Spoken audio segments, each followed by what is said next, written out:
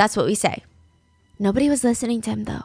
They were staring behind him at the blue water. He whipped around, and the raft was drifting back to the boat. The current was sending the raft back straight into the ship. And no amount of pedaling was helping the escapees get away from the ship.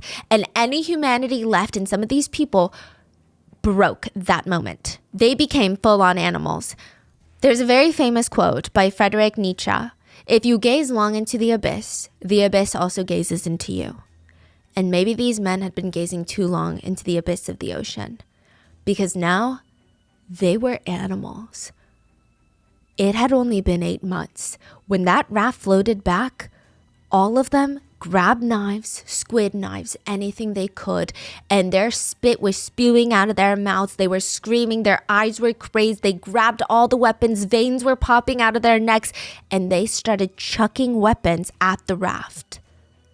They were hunting for humans again.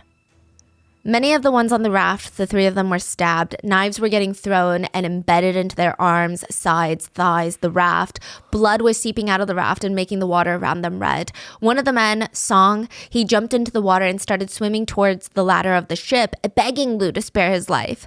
Lou ordered him to be pulled in. He had a head wound. He was bleeding. The others, they escaped, but they were screaming in the water for their lives because the sharks are coming soon. They could smell the blood.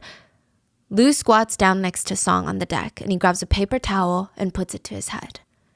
He turns around and he said, Zach, Xavier, you guys are the only ones that don't have blood on your hands. Throw him into the water. So he literally only brought him up so that these 2 could get blood on their hands. Zach was like, what? Like I said, you guys are the only ones.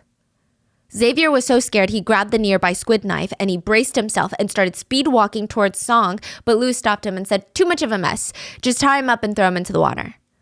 So that's what they did. And the whole time Song was begging